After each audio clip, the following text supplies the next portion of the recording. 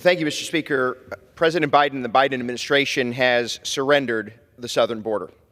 And the policies of this administration continue to make worse a national security crisis, a public safety crisis, and a humanitarian crisis of epic proportions.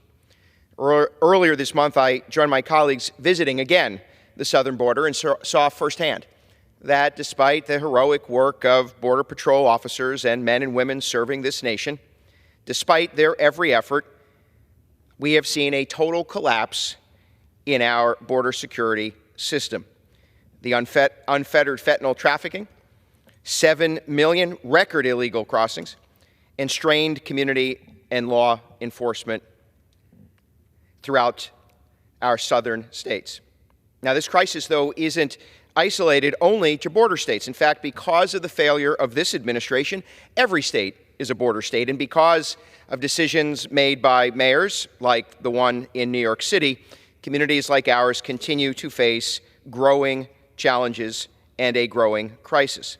The communities I represent are strained to provide services to those who are homeless and housing insecure, those who are hungry and need help, those who struggle with mental health and substance use disorder, and yet the President and the Governor of the state of New York continue to allow Mayor Eric Adams to circumvent the law and transport human souls to communities in upstate New York.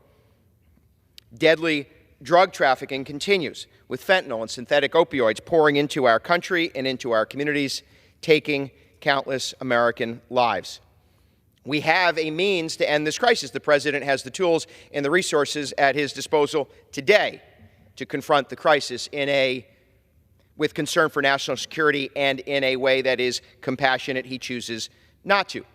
The House has adopted H.R. 2, which would strengthen border security, enhance the asylum-seeking vetting process, and support and care for unaccompanied minors. Yet, we see no progress from the Senate or the President embracing those policies. There is a solution to securing our border, and we must act now. The President needs to not only acknowledge the problem, but work in a bipartisan fashion to recognize the tools at his disposal and to secure our border.